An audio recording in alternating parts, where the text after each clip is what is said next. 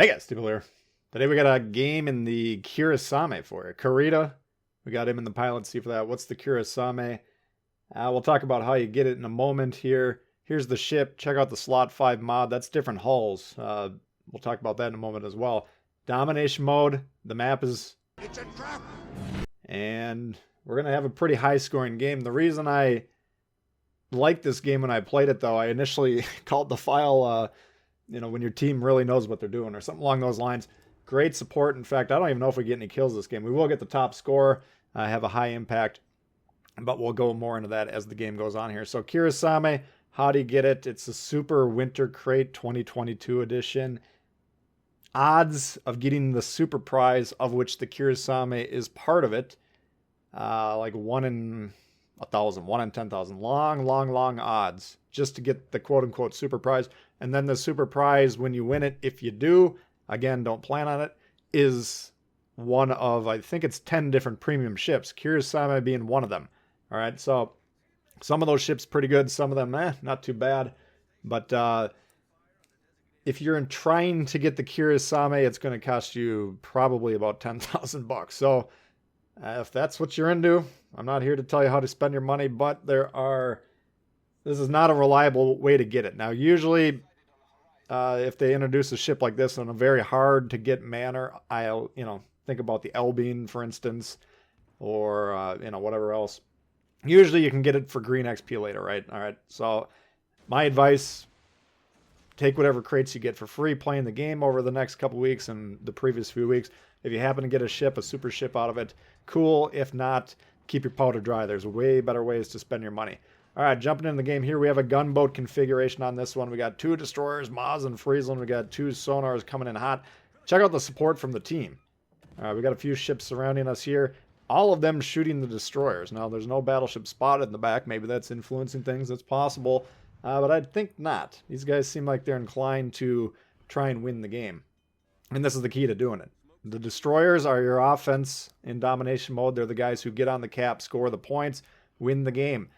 The other guys, support ships. They're there to help the offense and prevent the other team's offense. Okay, so by doing this, number one, they're attacking the scoring pieces of the enemy team. And by the way, they're protecting me. Well, I'm a scoring piece on the A flank over here. Friesland goes down. Boom, pretty quick there. We've lost about half our HP. Ooh, Maz is in trouble as well. We're going to go ahead and pile on him. So good opening play. Then we're going to get in the cap, and we'll see what we can do from there. Getting back into this ship, though, if you ever see it... Oh, what's this? Widespreads. Ooh, thank God. Could have been dicey if those were properly spread out in a narrow spread, but we get bailed out by the widespread. You have 3 options when you get the Kirisame. All right. It comes with the slot 5 empty, which is kind of a in-between build, a hybrid build. Guns, torpedoes, sure. Then you can put on a torpedo hull, it's called, and you can put on an... gunboat hull. All right, now these affect the AA, these affect the gun, the turret layout, how many guns you got, the caliber, all sorts of different things. And you can make a case for either. This is again the gunboat build with a longer torpedo reload, more guns, higher caliber. And I don't know, I've played about 4 or 5 games in the ship, different configurations. I think they're all fine. So in the off chance you get this ship now, or more likely in the future, if you get it for a green XP ship and you're checking this out, play around with the different builds. Play around with a stock hull, because that's a viable option. Play around with the torpedo hull and the gunboat hull. See what you want to do with it, because it can do quite a bit. All right, so it's not like a Hayate. I think Hayate is pretty strong. I think Udachi is pretty strong. Those are some of the better Japanese destroyers in the game. This one, not bad. And again, I haven't played it to death by any means, but I don't think it's like crazy enough of a ship to go crazy with the crates. That's all I'm saying with it. All right, bouncing back into the game here. You can see, look at this. We got A, we got C. We got 3v2 on C. The destroyers charging through. The battleships supporting them, trying to kill the guy behind them. B, conceded by red. Okay, we're going to take that. We're going to move over here and try and support B. I want to snag the points as well if I can get on the cap. But we either, yep, there we go right there. The Heinrich gets on the radio, says, come on, man, where are you going? And I'm thinking to myself, you know what, these guys did such a great job on that flank. They saved me. I probably would have died fighting a Maz and a Friesland without the proper support. In fact, it's almost a certainty. due to the radar, smoke sonar radar advantage in the 2v1 situation. So, okay, all right, let's come back over here. We still got a bit on the reload. I think it's 200, or no, it's 2 minutes, 10 seconds with the gunboat build, which is a long torpedo reload. Okay. I think it's down to 90 seconds, I want to say, with the torpedo hull reload. But we're coming over here. We're spotting. We don't have a smoke for another minute as well. So we're kind of in between options here. But I'm thinking, all right, let's get over here, spot. We'll keep an eye on these guys. I'd love to start sending some torps into this black hole consisting of 4 ships, 4 battleships, all of them broadside. Man, if only with these torps loaded. But no dice. We're going to flip around here and kind of go the other way because all the ships are kind of tending to the south. So there's no point for me to go north. We're just going to get behind them, have a harder time torpedoing them. So we turn them around. But this is an outstanding layout here. This game's basically over. You can see we're up by, 400 points or so. 3 ships, 3 caps.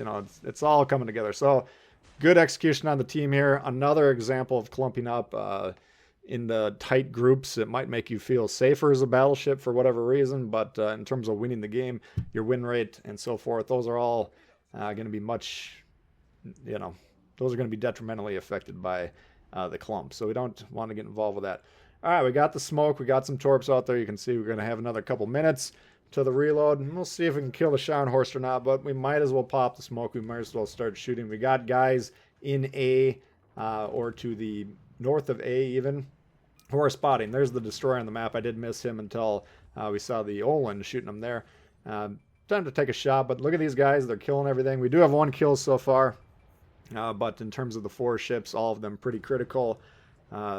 And note they got the Weimar as well. They got the dangerous cruiser. So they're killing the destroyers. They're killing the main threats to the destroyers, the nasty cruisers. And we're happy to let them get the kills and get some credit there as well, because this team's doing an outstanding job. So target selection and really thinking to yourself, okay, what do we need to do to win? Who do I need to shoot to advance that cause? These are kind of questions you want to continue to be asking yourself. Don't say it once at the beginning when you check the roster. The game's dynamic, as the ship counts change, the score changes, the position changes, what we need to do to win, that's always going to be in flux. Okay, but if you're evaluating it like these guys have been doing, we're going to have a lot of success. So Scharnhorst is low. I'm trying to pile on him with the other guys, get him on fire. Potentially we should maybe be testing the AP. We'll see that here in a moment. But all these broadside ships. And the Vlad takes a nasty shot. I didn't even notice it there, but it would be good for me to stop shooting the Scharnhorst, who, yes, is on the ropes. But the Vlad, he had about 5 health. We don't want him to get that back with his invincibility build, the will to rebuild. Okay, he's by his buddies. He's got the refueling lines in the water, and you can see the health is going up. Could have gotten him off the board. He's more dangerous than the Scharnhorst generally, but nice job with the team. And you can see all these guys are kind of watching who's shooting what, and they're generally shooting the same ships. And this is, again, a strategy. Now, if we're playing as a solo like I usually do and a lot of you guys do, you kind of have to read the room, right? You can't, unless you're on the comms and you got people who are responding to you, all right, let's shoot the Scharnhorst. That's one thing. But if not, well, you might even say to yourself, I'd prefer to shoot whatever ship's on the right, but the Scharnhorst is the one the team's shooting at. Switch your shot if possible, okay? Just pile on there. Got to get these ships off the board, especially if they're in refueling formation with the will to rebuild. Taking them out reduces the incoming damage, reduces the enemy team's damage per minute or potential damage per minute every time you remove guns off the board. All these things are going to snowball, and that's going to lead to more and more wins. So very impressed even watching this back, as impressed as when I was playing it.